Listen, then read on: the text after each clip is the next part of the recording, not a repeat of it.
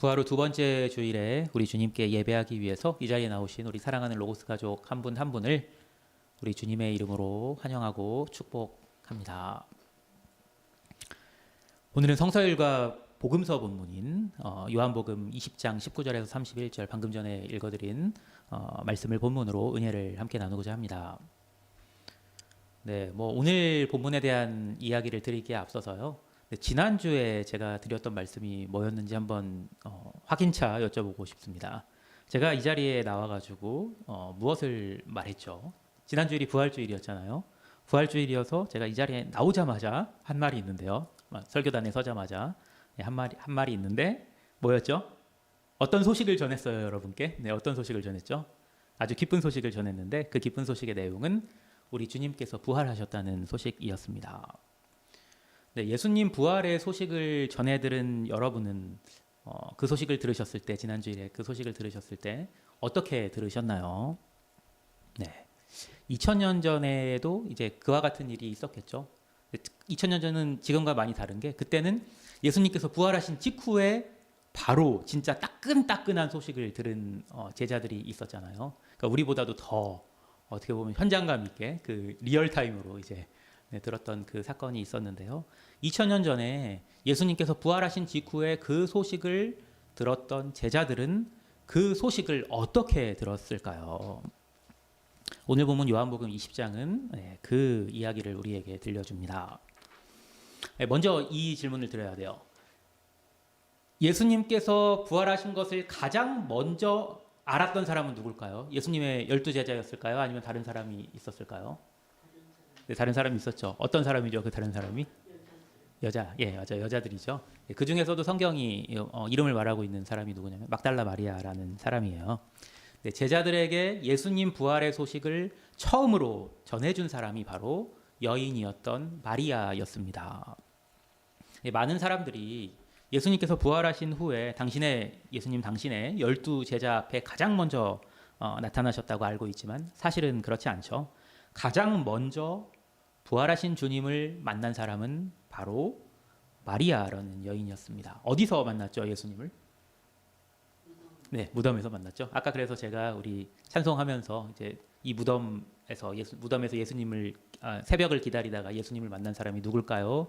제가 한번 여쭙잖아요. 네, 그 사람이 바로 마리아였어요. 물론 여기서 마리아는 예수님의 어머니 마리아는 아니에요. 예수님의 어머니 마리아는 아니고 막달라 마리아인데요. 막달라 마리아는 어떤 사람이냐면요. 복음서를 보시면은 7 귀신이 들렸던 여자였어요. 그러니까 귀신이 아주 심하게 들었던 여자예요. 예수님을 만나서 귀신으로부터 노임을 받았던 여인이죠. 예수님에게 받은 은혜가 컸던 거예요. 예수님께 받은 사랑, 은혜 컸기 때문에 더 그만큼 예수님을 사모했고, 그래서 예수님께서 돌아가신 직후에 무덤에 묻히신 직후에 무덤을 찾아가서 예수님이 어떻게 계셨는지, 이제 잘 계신지 그런 걸 확인하고 싶었던 거죠. 여기서 이런 생각이 문득 들더라고요. 우리가 사모하는 마음은 어디서 나오는 걸까? 우리 주님을 사모하는 마음은 어디서 나오는 걸까? 네, 우리가 받은 사랑과 은혜에서 나오는 것 같아요. 네, 우리가 받은 사랑과 은혜를 크게 느끼는 사람, 또 크게 경험한 사람일수록 더 우리 주님을 사모하게 되는 것 같습니다. 마리아는 그렇게 누구보다도 우리 주님을 사모했던 여인이었습니다. 근데 마리아가 예수님이 묻히신 무덤을 찾아갑니다. 그랬다가 뭘 보냐면은 무덤을 막고 있던 이제 돌무덤이었으니까 이게 동굴 무덤이라고 해야겠죠. 그래서 이렇게 굴리는 돌로 이렇게 막혀 있었는데요. 그 돌이 이렇게 굴려져 있는 걸 본 거예요. 깜짝 놀랐잖아요. 그래서 들어갔다가 어떤 일을 겪게 되냐면은 거기서 이제 부활하신 주님을 만나게 되죠. 그녀가 어떻게 했을까요? 부활하신 주님을 만났던 마리아가 어떻게 했을까요? 즉시로 예수님의 12제자를 찾아갑니다. 그래서 뭐라고 하냐면 뭐라고 한 것도 아니죠. 그냥 정신도 없었겠죠. 소식을 전하는 거예요. 우리 주님께서 부활하셨습니다. 소식을 전한 거예요. 이게 처음으로 사람의 입을 통해서 예수님께서 부활하신 그 소식이 전해진 사건이었어요. 네, 그 후로부터 2000년 동안에 이 소식이 계속 전해지다가 지난 주일에는 이제 저의 입을 통해서 여러분에게 그 소식이 또 전해졌던 거죠. 어떻게 제자들이 그 첫 소식을 들었을까요? 예수님께서 부활하셨다는 첫 소식을 엄밀히 말하면 뭐 12제자라고 제가 말했지만 11제자였겠네요. 가룟 유다는 이미 자결을 해서 죽은 상황이었으니까요. 그 소식을 들은 제자들은 어떻게 행동했을까요? 네, 오늘 본문입니다. 네. 아, 네, 네. 네. 그래서 한번 제가 들려드릴게요. 네, 19절인데요. 오늘 본문 요한복음 20장 19절은 이렇게 시작합니다. 아마 의외의 설명일 수도 있어요. 한번 들어보세요. 이날 곧 안식 후 첫날 저녁 때에 제자들이 유대인들을 두려워하여 모인 곳에 문들을 닫았더니 어떻게 들리세요? 좀 이상하게 들으셔야 돼요. 방금 전에 제가 그랬잖아요. 지금 이 제자들의 행동이 어디서 나온 거냐면, 언제 나온 거냐면 막달라 마리아로부터 예수님의 부활 소식을 들은 바로 그 직후에 나온 거예요. 이날 곧 안식 후 첫날 저녁 때에 예수님께서 부활하신 그 날인 거잖아요. 그럼 부활하신 소식을 들었잖아요. 근데 지금 뭐라고 하냐면 제자들이 유대인들을 두려워하여 모인 곳에 문들을 닫았더니 이렇게 말씀하고 있어요. 분명히 방금 전에 제가 읽어드린 19절 직전절인 18절에서 막달라 마리아가 가서 제자들에게 내가 주를 보았다 하고 또 주께서 자기에게 이렇게 말씀하셨다 이르니라 이렇게 말씀했습니다. 그런데 제자들은요, 그 예수님의 부활의 소식을 듣고도 예수님의 부활 소식과 전혀 어울리지 않는 행동을 지금 하고 있습니다. 예수님께서 사망 권세를 이기시고 부활하셨는데 제자들은 여전히 예수님을 십자가에 못 박은 유대인들을 두려워하며 모인 곳의 문들을 자기네들이 모인 곳의 문들을 꽁꽁 닫았습니다. 제자들이 마리아가 전한 예수님의 부활 소식을 믿었던 걸까요? 안 믿었던 걸까요? 그렇게 여전히 유대인들을 두려워하여 모인 곳의 문들을 걸어 잠그고 있던 제자들에게 우리 주님께서 갑자기 나타나십니다. 그래서 하신 말씀이 뭔가요? 예수께서 오사 가운데 서서 이르시되 너희에게 평강이 있을지어다. 이어서 하신 행동은 이거였어요. 이 말씀을 하시고 손과 옆구리를 보이시니 제자들이 주를 보고 기뻐하더라. 예수께서 또 이르시되 너희에게 평강이 있을지어다. 아버지께서 나를 보내신 것 같이 나도 너희를 보내노라. 이 말씀을 하시고 그들을 향하사 숨을 내쉬며 이르시되 성령을 받으라. 너희가 누구의 죄든지 사하면 사하여질 것이요 누구의 죄든지 그대로 두면 그대로 있으리라 하시니라. 나타나신 주님을 두 눈으로 보고서야 제자들이 비로소 예수님의 부활을 받아들이고 그리고 기뻐합니다. 그리고 주님께서는 불안과 두려움이 가득했던 제자들에게 평강을 빌어주시면서 성령을 받으라고 말씀하십니다. 이 이야기를 통해서 우리가 깨닫게 되는 것이 있어요. 무엇을 깨닫게 되나요? 부활의 소식을 들었다고 부활의 능력을 경험하게 되는 건 아닙니다. 잘 생각해 보세요. 부활의 소식을 들었다고 해도 부활의 능력을 경험할 수 있게 되지 않을 수도 있습니다. 예수님께서 부활하셨다는 소식은요, 2000년 전부터 시작되어서 오늘날 이 시간에까지 계속해서 각 처소에서 여러 처소에서 방방곡곡에서 들려지고 있습니다. 특히 부활절이 되면 교회마다 우리 주님께서 부활하셨다는 소식을 전합니다. 우리 교회에서도 지난 주일에 제가 전했잖아요. 그러나 아주 많은 사람들이 부활의 소식을 듣고 심지어 나누면서도 여전히 세상을 두려워해서 문을 꼭꼭 닫습니다. 예수님의 부활을 전하는 예배당에 나와서 그 소식을 듣고 예배하면서도 그것을 자신 있게 알리지 못하고 숨어서 예배합니다. 제가 지금 무슨 말씀을 드리고 있는지 아시겠어요? 주일에 예배당에 나오면서도 그것을 드러내지 못하는 사람들이 많습니다. 교회 식구들끼리야 이렇게 모였을 때 거리낄 게 없죠. 지금처럼 이렇게 예배당 문을 닫고 그리고 예배당 안에서 우리가 있을 때는요, 서로 즐겁게 지냅니다. 그러나 예배당 문을 열고 저 문이 열리고 우리가 각자의 자리로 돌아갔을 때, 세상 속으로 들어갈 때, 다시 돌아갈 때 우리는 예배당 안에서의 모습과 전혀 다른 모습으로 살아갈 때가 있습니다.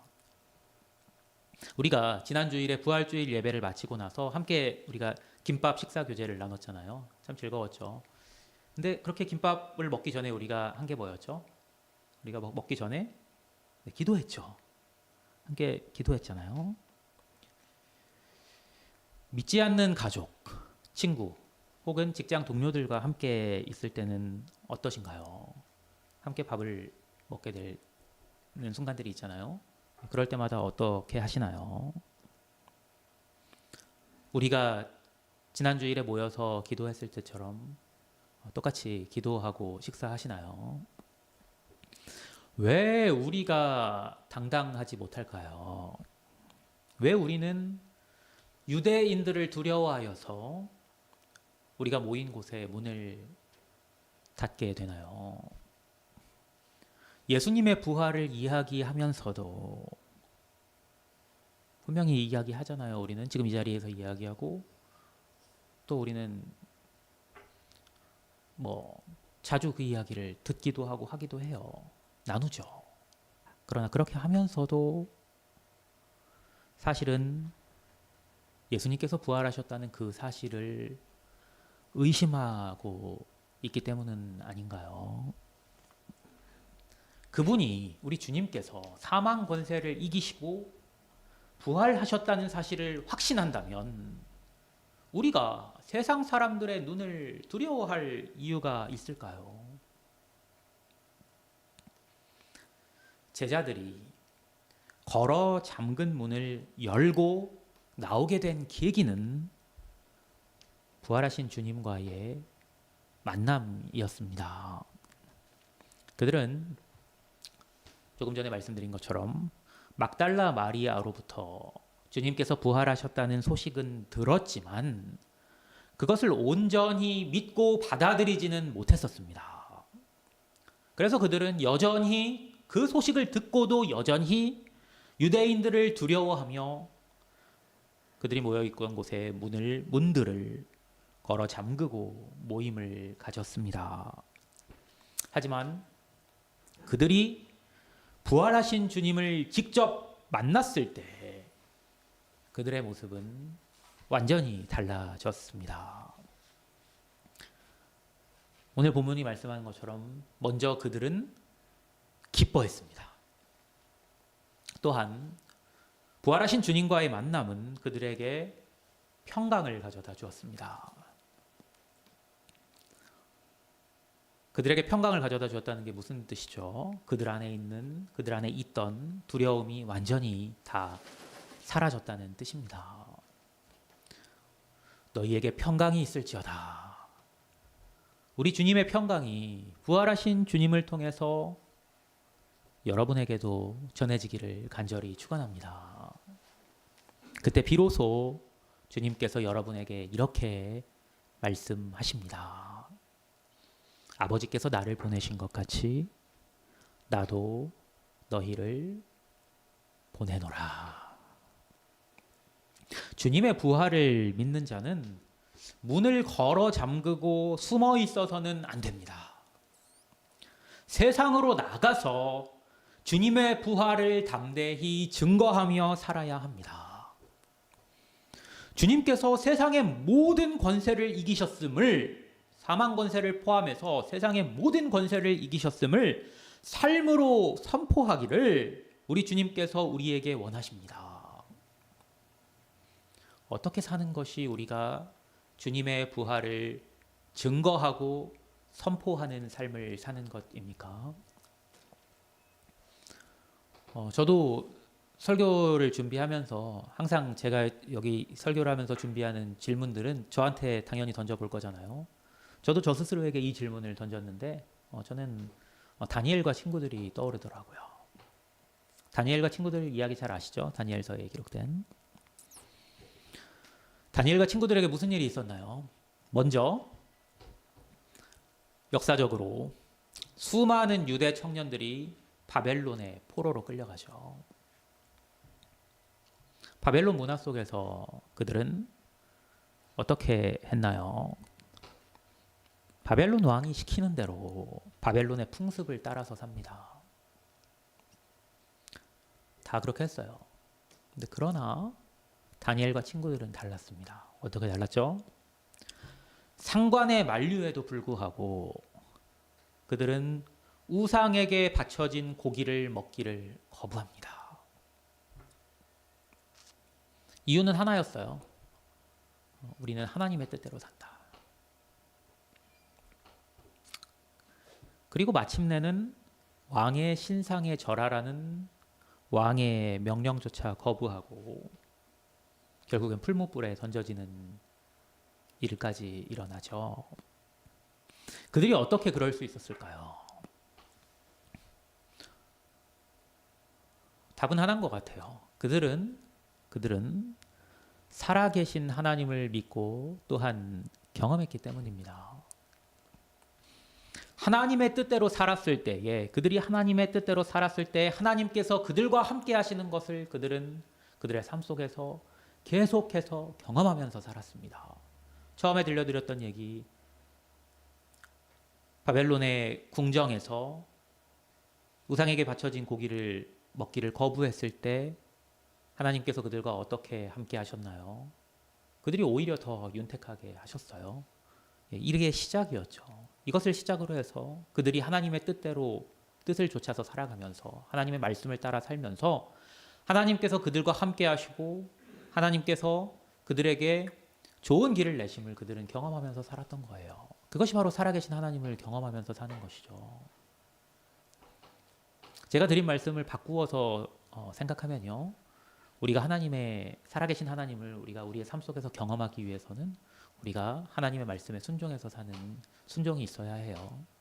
그래야지 하나님께서 순종하는 자에게 함께 하시고 살아서 역사하심을 우리는 경험하게 되는 것이죠. 그렇게 그들이 처음 바벨론 땅에 포로로 끌려왔을 때 하나님 말씀대로 우상에게 바쳐진 고기를 먹지 않았을 때 하나님께서 그들과 함께 하심을 경험했고요. 그래서 그들은 시간이 지나서 왕의 신상에 절하지 않았을 때 하나님께서 그들과 풀무불에서도 함께 하심을 믿을 수 있었던 것입니다. 여러분이 하나님 말씀대로 사시면요, 하나님께서 여러분과 함께 하십니다. 성경의 약속이죠. 그리고 우리 하나님께서는 죽은 자를 살리시는 생명의 주관자이시기 때문에 하나님께서 함께 하실 때 사망 권세가 여러분을 해할 수 없습니다. 여러분을 이길 수 없어요. 우리 주님께서 이미 사망 권세를 이기셨기 때문이죠. 믿으십니까? 그리고 그때 여러분은 영생 안에 거하게 됩니다. 이것이 영생입니다. 우리 주님께서 사망 권세를 이기셨기에 우리 주님을 따라 살 때 우리 또한 사망의 권세를 이기고 영원한 생명을 하나님과 함께 누리는 것. 그것이 바로 부활하신 주님을 따라 사는 우리에게 주어지는 영생인 것입니다. 담대하십시오. 주님께서 여러분에게 주시는 평안을 경험하시고 또한 그 평안 속에서 담대하게 주님 뜻을 따라 살아가는 은혜가 여러분에게 있으시기를 우리 주님의 이름으로 간절히 축원합니다. 어쩌면 여러분이 이렇게 반문하실 수도 있어요. 그런데요, 예수님의 제자들은 예수님께서 부활하신 거를 직접 두 눈으로 봤잖아요. 그러니까 그렇게 담대할 수 있었던 거 아니에요? 예수님의 12제자들 중에서도 이렇게 반문했던 제자가 있었습니다. 누구였죠? 네, 그는 부활하신 주님께서 방금 전에 들려드린 그 이야기, 제자들에게 나타나셨을 때에 마침 그 자리에 없었던 쌍둥이라 불리는 또는 디두모라 불리는 도마였습니다. 오늘 본문을 한번 들여다볼까요? 12제자 중에 하나로서 디두모라 불리는 도마는 예수께서 오셨을 때에 함께 있지 아니한지라. 다른 제자들이 그에게 이르되 우리가 주를 보았노라 하니 도마가 이르되 내가 그의 손에 못자국을 보며 내 손가락을 그 못자국에 넣으며 내 손을 그 옆구리에 넣어보지 않고는 믿지 아니하겠노라 하니라. 그렇게 말했던 도마에게 우리 주님께서 찾아오십니다. 그날 찾아오신 건 아니고요. 여드레 후에 찾아오셨어요. 여드레를 지나서 제자들이 다시 집 안에 있을 때에 도마도 함께 있고 문들이 닫혔는데 예수께서 오사 가운데 서서 이르시되 너희에게 평강이 있을지어다 하시고 도마에게 이르시되 내 손가락을 이리 내밀어 내 손을 보고 내 손을 내밀어 내 옆구리에 넣어보라. 그리하여 믿음 없는 자가 되지 말고 믿는 자가 되라. 도마가 대답하여 이르되 나의 주님이시오 나의 하나님이시니이다. 주님을 보고서야 주님의 부활을 믿은 도마에게 우리 주님께서 이렇게 말씀하십니다. 예수께서 이르시되 너는 나를 본고로 믿느냐? 보지 못하고 믿는 자들은 복되도다 하시니라. 누구를 향한 말씀인가요? 부활하신 주님을 우리의 두 눈으로 보지 못한 바로 우리를 향한 말씀입니다. 우리는 예수님을 눈으로 보지 못했죠. 그러나 우리는 예수님을 눈으로 보지 못하고도 예수님을 만날 수가 있습니다. 어떻게 그게 가능하죠? 우리 주님께서 주님의 영을 우리는 뭐라고 부르죠? 성령을 우리에게 부어주셨기 때문입니다. 성령으로 말미암아서 우리 주님의 부활을 믿고 또한 성령을 통해서 주님을 만나고 경험하는 여러분에게 복이 있다고 우리 주님께서는 분명하게 말씀하고 계십니다. 저와 여러분은 참으로 복된 자들입니다. 사랑하는 여러분, 여러분은 우리 주님께서 부활하셨다는 사실을 믿으십니까? 아멘 하셨죠? 아멘은요, 그 아멘은요, 성령으로 말미암지 않고는 나올 수가 없어요. 성령으로 말미암지 않고는 우리 주님을 믿을 수도, 우리 주님의 부활을 믿을 수도, 그리고 우리 주님을 만날 수도 없기 때문입니다. 그러므로 우리는 성령의 역사하심을 구해야 합니다. 믿고 순종하는 자에게는 성령의 함께 하심이 따르게 됩니다. 그래서 여러분이 무엇을 하든지 간에, 다시 한번 말씀드리면요, 여러분이 무엇을 하든지 간에 하나님의 말씀대로 행할 때 다니엘처럼 우리 주님의 함께 하심을 여러분은 분명히 경험하게 될 것입니다. 예수님께서 부활하신 날로부터 벌써 한 주가 지났습니다. 여러분은 사망 권세를 이기시고 부활하신 우리 주님의 부활의 능력을 경험하며 살고 계십니까? 우리 주님께서 우리 안에 성령으로 역사하시기 때문에 여러분이 여러분 안에 내주 역사하시는 성령을 의지하고 행할 때에 여러분을 통해서 부활의 능력이 나타나게 됨을 믿으시기 바랍니다. 이 예배당에서뿐만이 아니라요, 세상 속에서도 부활하신 주님을 믿고 의지하며 살아가십시오. 그들의 눈을 두려워하지 마십시오. 가족들, 친구들, 이웃들, 동료들, 그들과 함께 있을 때도 기도하세요.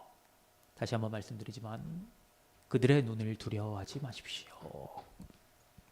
부활하신 주님을 만난 제자들을 따라서 살아가십시오.